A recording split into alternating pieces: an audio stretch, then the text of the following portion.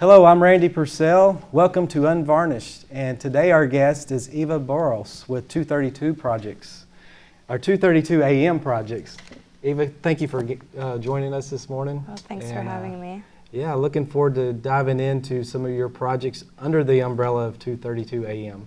And I want to start out, it just hit me right before we started rolling. Where did the title, the name 232 AM come from? Did you wake up in the middle of the night and say that's... So actually my business partner, Brian, came up with the name, and I have no idea why or how. Oh, it was his... It was his, brain.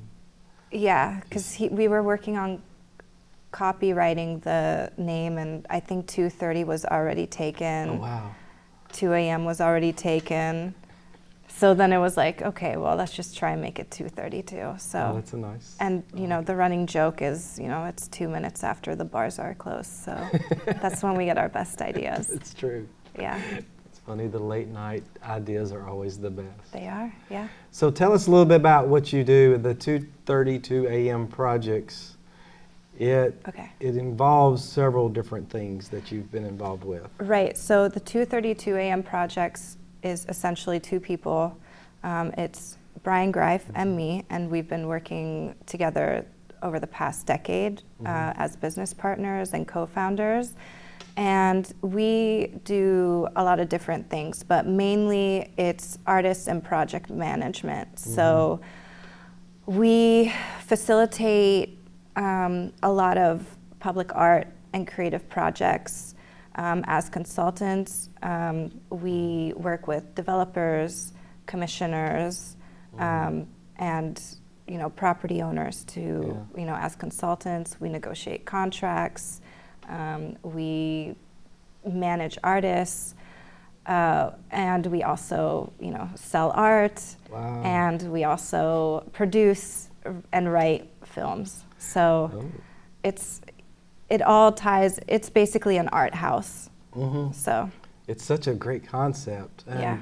I'm curious, how long have you been running this? I know you've had several projects that have led up to where you are today, but how long has this been going on, this coordinating and the networking you've done to make these connections, to make things happen like they have? 10 years. 10 years? Yeah, so I started writing 10 years ago, and that's when I started working on saving Banksy, and I guess the networking and the cultivation of various skills started happening then. Yeah. So yeah, it's been about 10 years of managing and saving projects. Banksy's been that happened several years ago, right? So it came out, well, officially, I think it came out in 2016. Okay, so it's been three. It's been 3 years. And you probably worked on it several years prior. Right, so we started working on it in, I believe, 2010 or 2011. Okay. So it was about like a 6 to 7 year process. And is that one of your first big projects? That was my first big project, yeah. Can you explain to us what, for those that don't know, what the Saving Banksy project is? Yes, so Saving Banksy is about this particular piece by the notorious graffiti and street artist, Banksy. And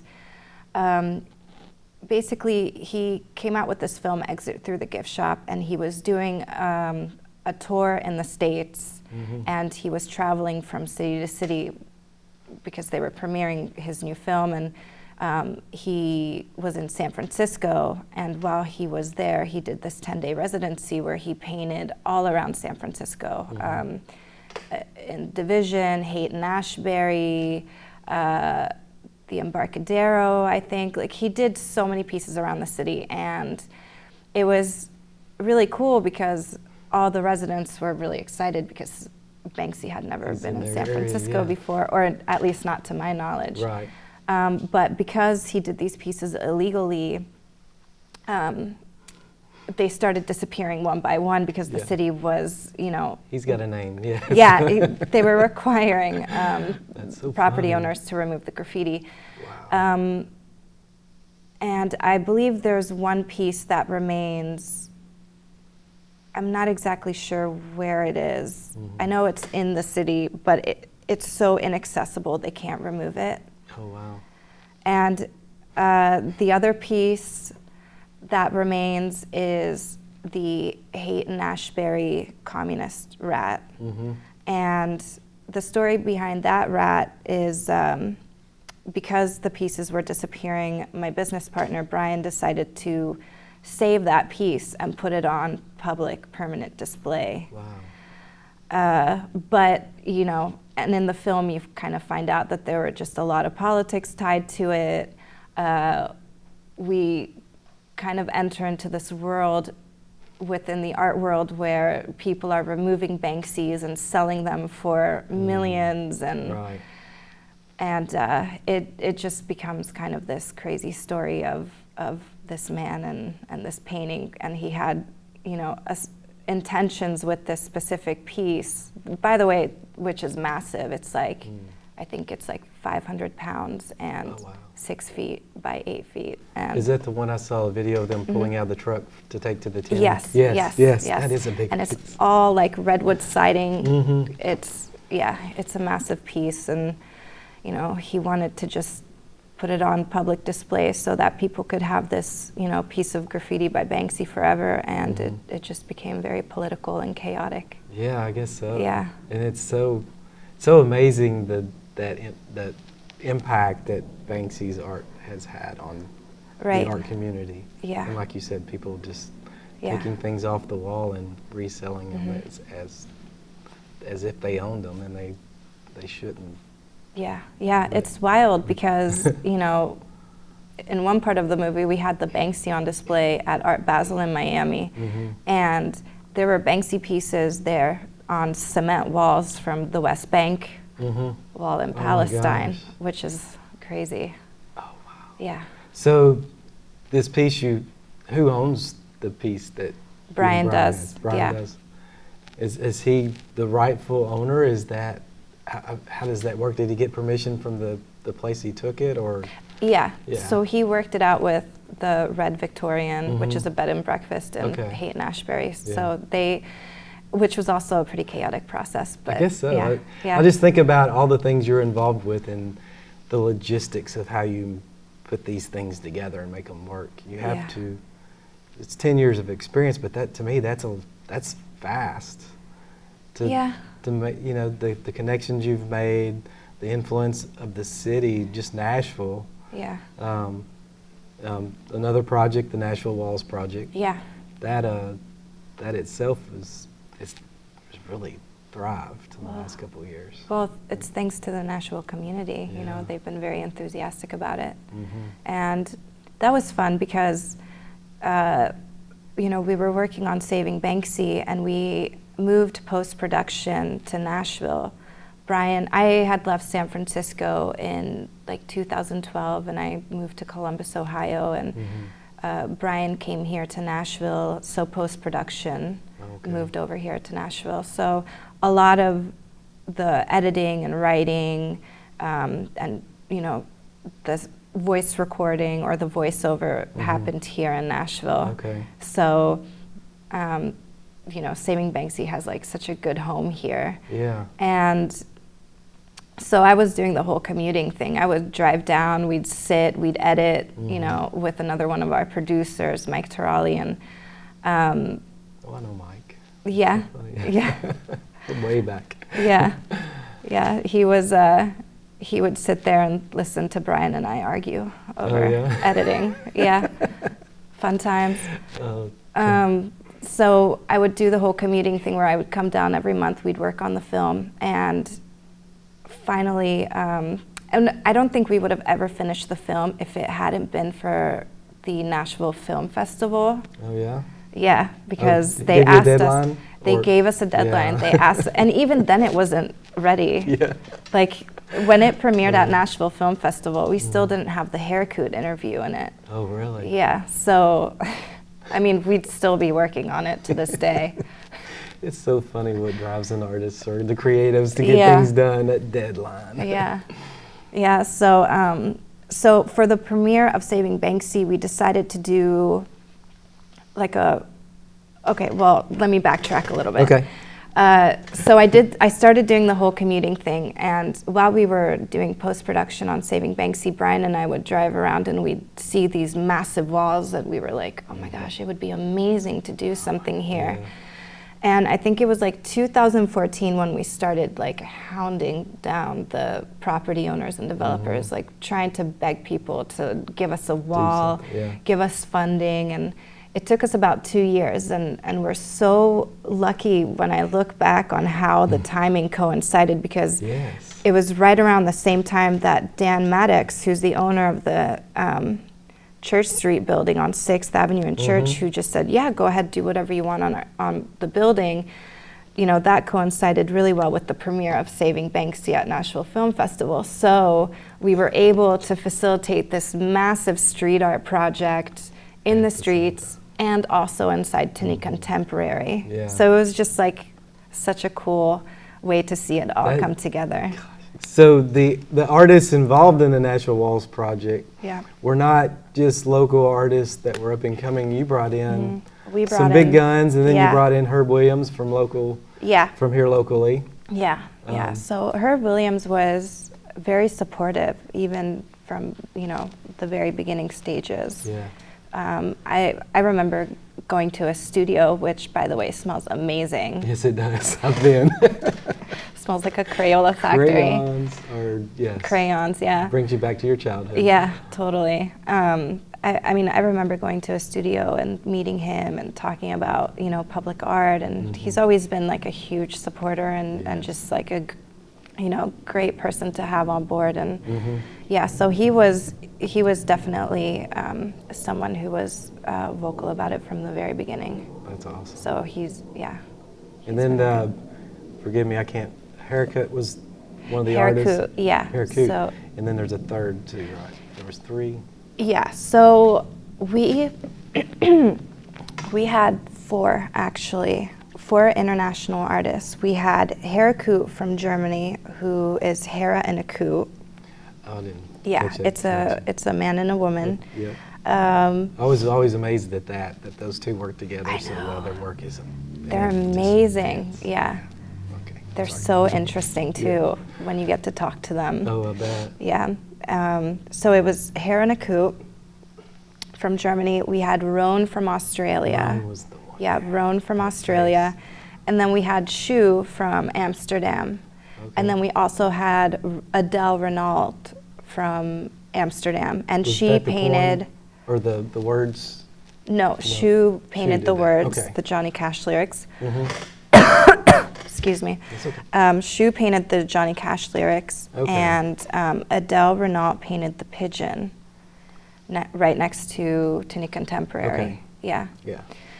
And then we had Sam Dunson, Chris Zydek, Emily Miller, and Herb Williams paint the Gibson tribute wall, because Gibson Custom Division sponsored the entire project. Oh, that's awesome. So. And then there's been other projects besides those, right? Oh, yeah. So there's parking garage and... so we have... You've lost count. I think in the last 4 years we've done about 35 different murals. Oh, my. And we've worked with about 50 different artists on these murals. And in downtown alone, I believe we have about 7 or 8 of these murals. We most recently just did the mural with Risk from Los Angeles. Oh, okay. That's he painted. He painted the big color wash in Printer's Alley. Okay. So. Yeah, it's so cool to. I know when I travel, what little bit I do get to do, seeing these massive murals, and now knowing that Nashville is like part of that landscape, and we owe it to you and Brian to really get that rolling. I mean, we've had some artists paint some things here and there, but not on the scale that y'all brought to Nashville.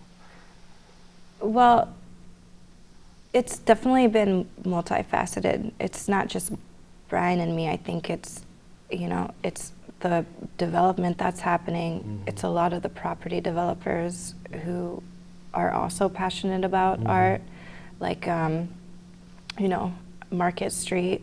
You know, Nicole Woodside at Market Street. She's always loved street art, so she brought us on to do the Jason Woodside and Ian Ross mural in the Gulch, and you know, it's definitely an incentive for property developers to do these kinds of projects because it brings a lot of traffic to their neighborhoods. Well, what I would hope would happen is here in the future, when new buildings are built, that's part of the plan. It's not an afterthought on a building that may not be around for another 10 years. Yeah. You know, it becomes part of the architecture. Yeah. And I know that's probably a different level of making connections and convincing some corporation.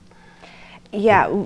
So a part of our job is, you know, helping architects understand the value of street art, and it's very understandably it's difficult for them because, you know, these are architects, they went to school for this, and they, you know, work very differently than how we work, you know, in street art. And so, you know, which is great because we always learn so much from one another, but there's always a lot of consulting that goes into it. And that collaboration can be pretty amazing when it works. Yeah. To see the two tied together. And then, of course, you write about these projects, and you've done some film. And then I want to jump into the Underbelly project. Okay. Because that's the newest thing. Is that correct? Yeah. So Logan Hicks and Jordan Seiler are the two artists who spearheaded this, we like to call it the last great illegal art project. And Logan Hicks was actually just here painting a mural for Montgomery Bell Academy. He did like this beautiful Paris scene, streetscape, and he is like the stencil master. He paints like the most amazing stencil murals in the world. They're so, blows my mind to see how intricate they are. Yeah, they're crazy. How many layers He's insanely talented. And so about 10 years ago, which is interesting because that's exactly when we started writing Saving Banksy, about 10 years ago, Jordan and Logan had this brilliant idea of sneaking over 100 artists into this abandoned underground subway station below Manhattan. And it took about a little over a year, and it was 103 different artists. Oh my, that's a lot. And like 103 insanely talented artists too. Like it was Fail, Ron English, Swoon, and they're all in the film. But it was definitely in the spirit of keeping the art, you know, as close to its root as possible. So, you know, kind of adhering to the illegal and impulsive nature of it, and doing it really for the sake of art and not for the, you know, commercial aspects of it, which it has become very, very commercialized. And so they completed this project, and now that the statute of limitations is up, they're able to talk about it. So we're now working on this film, the Underbelly project. Yeah. And, you know, the cops did find out about it. So wasn't a priority though to prosecute or. Oh no, it was. Oh, it was. Yeah. They just. Yeah, they raided homes. Oh my gosh. Yeah. It'll be in the film. It was pretty crazy what happened. Yeah. We'll find out later. Yeah. I can't wait for Well, that. these guys were sneaking into a subway station that was directly located below a police precinct. So. That takes some. Yeah. Yeah. That takes guts. Yeah, but most street artists are willing to take those risks. They are, yes. Because that's their passion. Yeah. Yeah. It's all about the so adrenaline. It sounds like that subway station was somewhat curated. Did they invite artists, say, we want you as part of this project? Yeah, Is that they how would it came personally along? reach out to artists. Oh, man. They would personally reach out to their friends or artists that they knew. Mm-hmm. The project was top secret at the time, Mm-hmm. so they were very adamant about only talking to the artists that they invited, and Trustworthy everyone artists, was kind of sworn to secrecy, and yeah. That's what made it cool. It was Yeah. this underground thing that nobody knew about yet. Yeah. It's So- got to be exciting for the artists knowing that after 10 years that's been sitting, although it's been documented, but Mhm. you haven't really get to talk about it much, and now it's Yeah. getting ready to come to light. Right. Yeah. And they did such an amazing job with it that I'm like really excited that we're making a film about it, and Yeah. so is Brian, and like all of the producers are really happy that they're telling this story, but I think the artists are struggling with it a little bit because Yeah. it was a project that they explicitly did to stay in touch with the illegal and kind of authentic nature of graffiti. So they Okay. wanted to do it as a project just for other artists, and something that would remain a mystery in kind of the culture of New York City.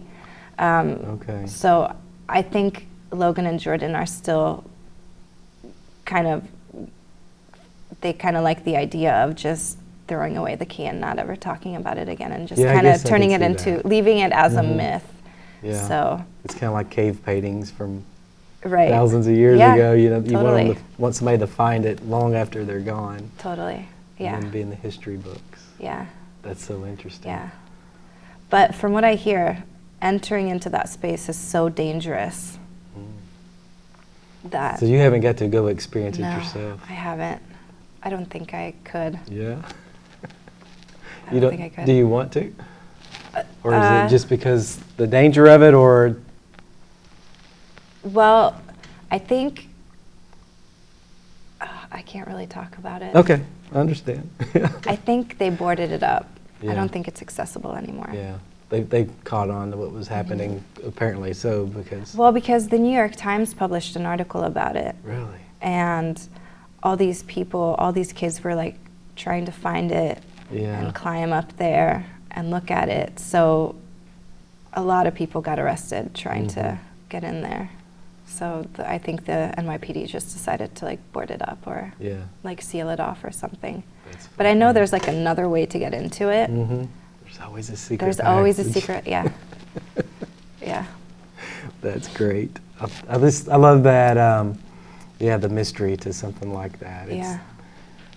Street art is usually out in the open for everybody to see at all times, and then this is kind of the opposite of that. It's Yeah. something, and I'm sure these artists, not knowing it, not expecting it to be seen, they Right. probably approached whatever they're painting on the wall was, compared to what just- it'd be if they was doing it in public. Yeah.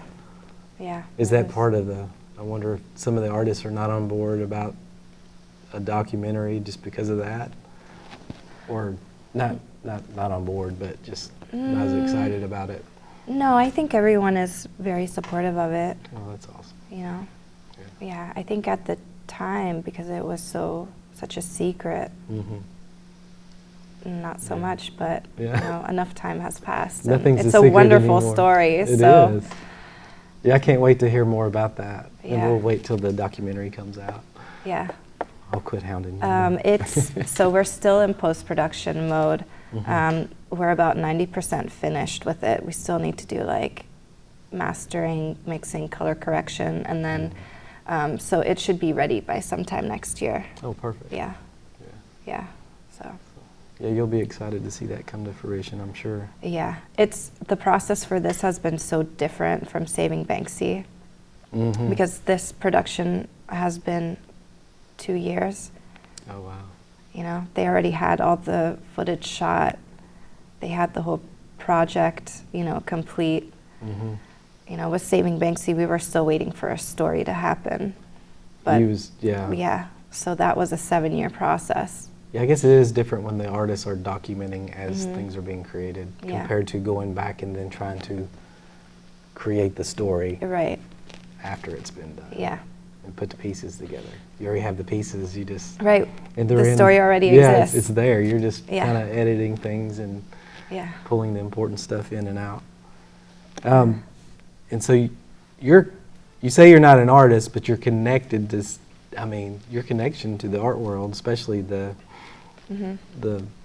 street artists, is so strong. How did that come about? I know you say you've traveled a lot. Yes. So, well, I connected through the street art scene through writing. So I guess if I had to identify myself as a creative, I would call myself a writer. And I wrote Saving Banksy. I did some writing on the Underbelly project. I wrote for Nashville Arts Magazine. So I've definitely applied myself as a writer, but that has been, becoming more and more distant over the because you've created past years. another monster. Yeah, exactly. And but I started off writing about art, and eventually that just turned into street art. And the reason why I connected with graffiti and street art is because I grew up everywhere. Like I'm from all over the place. I was born in Germany. I grew up in Hungary. Came to the States, lived in Columbus, and then moved to live with my dad in Los Angeles, and then and then within those countries of living, I would always be on the road traveling. So as a kid, I was experiencing very, very different environments, landscapes, cityscapes, and a lot of these areas seemed very foreign to me, except for when I saw graffiti. Graffiti for me was that point of similarity between the common theme of the cities. Right. And it wasn't just, street art, it was explicitly graffiti, like tags, and then, larger, more colorful pieces. And growing up in Hungary, I wasn't necessarily exposed to as much commercialism. One, because I grew up outside of the capital, and two, we were still coming out of communism, so we didn't have any billboards or ads or commercials. And so when I came to America, when I came to the States, I was like overwhelmed by... Especially in LA? Yeah. Oh my gosh. Yeah. I felt... It is a billboard. Yeah. It was overwhelming. And, I think capitalism is, great. I would pick it any day over living in a, communist environment. I'm sure. Not that Hungary is communist anymore, but... you know what that's like, somewhat. Somewhat. Yeah. But it was just... I felt compelled, and I've always felt the need to kind of take control of my environment and space. And so for me, doing the Walls project, I love the logistical part of it, and I love the business part of it because it's a lot of fun. But for me, it's also very passionate because I get to create a space or a public environment that's friendlier for kids.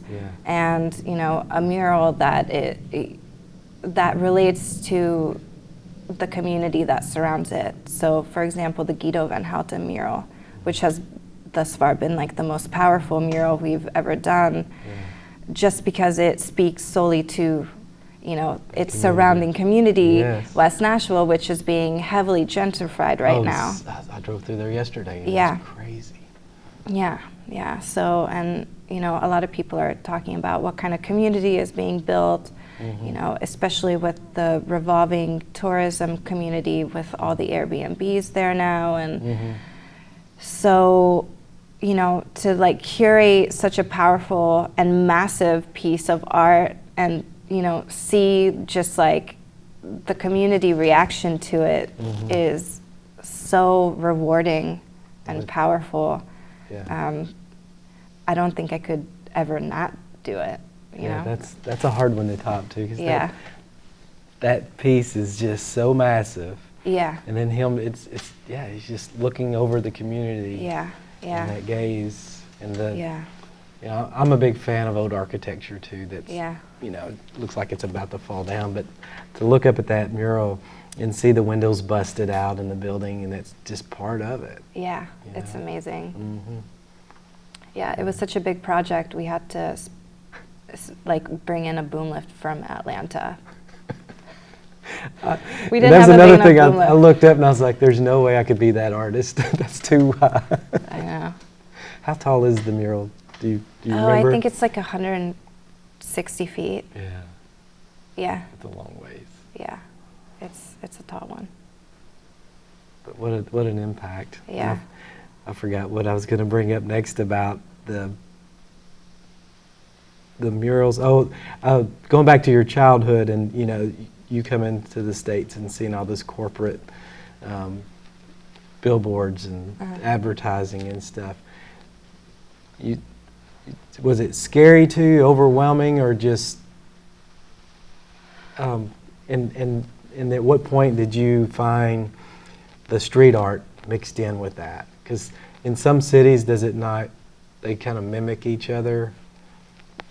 What do you mean? Well, do they play off each other? Do the artists ever, I won't say mock but kind of use the logos and stuff of corporate So in their art? I think that's more from the corporate side. So corporations That's them are hiring now artists. hiring street artists to create murals, and some corporations do have artists interpret their logos. Okay. And then other corporations just commission a mural, and then they have like a hashtag or like their logo at the bottom of the mural, which I think is cool because you know that's work for artists. Exactly. Yeah. That was going to be a question I was going to ask, is how you felt about the corporations finally taking on these artists as employees, basically. Right. And giving them a paid gig. Yeah, I think it's good. I hope they continue to do it. Yeah, And, you know, I mean, there's so much behind the scenes because sometimes there's like a creative struggle between the corporation and the artist. But, you know, more often than not, the artists are able to have creative freedom. And some of the things they do with the logos is pretty genius, I think. Well, so I like it. Well, you know, creatives are the artists are behind the logos to start with. Right. And then you give that creative mission that they've put together to another artist and let them interpret it their way. Yeah. Yeah, I think it's a wonderful combination. Yeah, It's a collaboration. Yeah, exactly. Wow. So I think it's good. Was it scary? I don't think it was scary. I think, you know, it was just, I think it happens to us all where we are constantly bombarded with subliminal information, and you know, a lot of advertisers kind of prey on our insecurities to sell products, and Fear, that can manifest in some very harmful ways, especially for children. Yes. And I think it's so important to have, you know, to cultivate environments that are friendly, you know, public spaces that are friendly and welcoming More towards positive, kids and, you know, even towards adults, you know, young adults. And, you know, it's like if I'm walking down the street, I want to see some art. I don't want to see a billboard. I agree. Yeah. And I think a lot of people, of course, like any art form, there's different types. And every piece that I've seen that you have kind of helped coordinate here in the Nashville area has all been positive pieces of artwork. They're not bad words written on a thing. They're beautiful, moving. They're thoughtful to the community. Yeah. It's so different. Yeah, it's a lot of fun, and you know, we also get to work with different organizations. Like we worked with Revive, which is an environmental initiative here local to Nashville, and they commissioned the Bo Stanton mural downtown on the Fifth Avenue parking garage. It's like the blue, green, orangish one with the Greek goddess pouring the water and the fish coming down. And nice. Yeah, so. And that's a good spot for that. It is, yeah. So, you know, there are some environmental murals as well. So, yeah, every mural kind of reflects a theme or the surrounding, neighborhood. For example, Haracoot, they came to Nashville, they stayed for like a week and they explored the city and they saw everyone had adopted bulldogs. So they decided to paint That's why the bulldog. bulldog, I didn't yeah. know that story. Yeah. That's great. Yeah. So going back to the artists, the caliber of artists that you've brought into Nashville and collaborated with to do these projects, how do you convince some of these city leaders or these business owners to pay them what they're worth? Because I'm sure Haracoot gets paid well to do their murals. I mean, they travel the world painting these beautiful pieces. Haracoot, so that was before we were at a level of sponsoring artists to come to the States. Mm-hmm. And because they are foreign artists working in the US, we weren't able to pay them. So it was a cultural exchange. I got you. So we cover all expenses, right? But legally we couldn't Can't pay them at the time. Mm-hmm. So at that time, these artists were so excited about coming to Nashville because no one had ever painted in Nashville. Yeah. So for them, it was like new territory. So everyone was really excited, but we covered everything: airfare, food, per diem, lodging. So like everything was taken care of. Working vacation. Right. Yeah. So now that we are able to legally sponsor artists in the States, Mm-hmm. now we are able to pay them an artist fee. Mm-hmm. How do we secure that? Well, we negotiate the right budgets for them. It's as simple as that. Yeah. We, work as consultants to kind of guide property owners or the people commissioning these murals, step by step on And I guess what happens. Yeah. Yeah, you've done this enough now that Mm-hmm. it's a little easier to come up with that dollar figure that you need. And I'm sure Right. Brian, being a working artist too. Yeah. Brian has been in TV consulting for 30 years. Oh, So okay.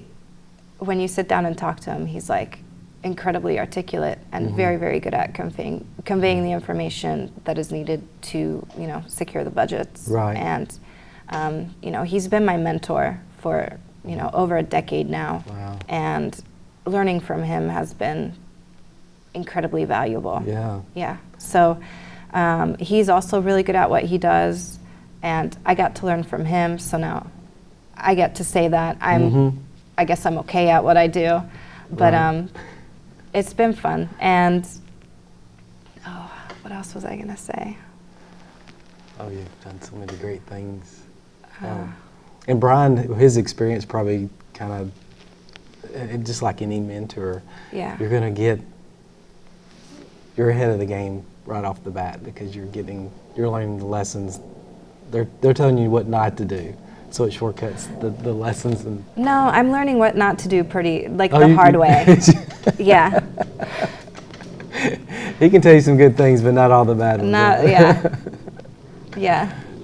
Because we work together a lot, but on some things we go our separate ways. And then Right. if I'm having a difficult time with something, I can always just call him and be like, "What am I doing wrong?" And yeah, he'll always have some great advice, or So- he'll just make up something and it's completely incorrect.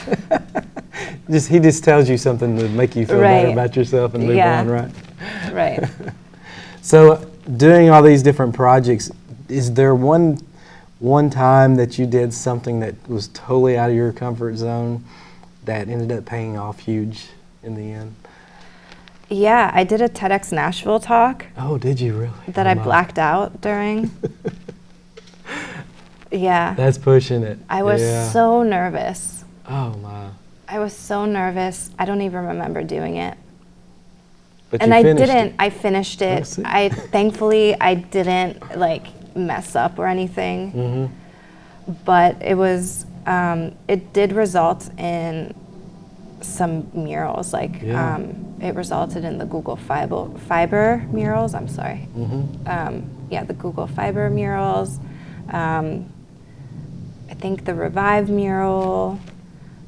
So it definitely gave us a level of exposure that Yeah, was really more beneficial. tentacles But that out was there. probably the single most Terrifying. thing. terrifying experience.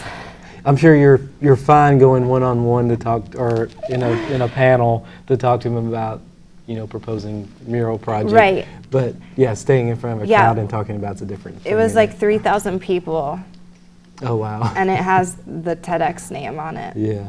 So and we I all was, know how important those are. That they're so moving. and like, they came to me and asked me to do it like 3 months before the TED Talk or the TEDx talk, and I was just so, You can't say no. I can't say no. Yeah. You can't say no to that. And I was like, Brian, could you do this? And he was like, I'm not doing that.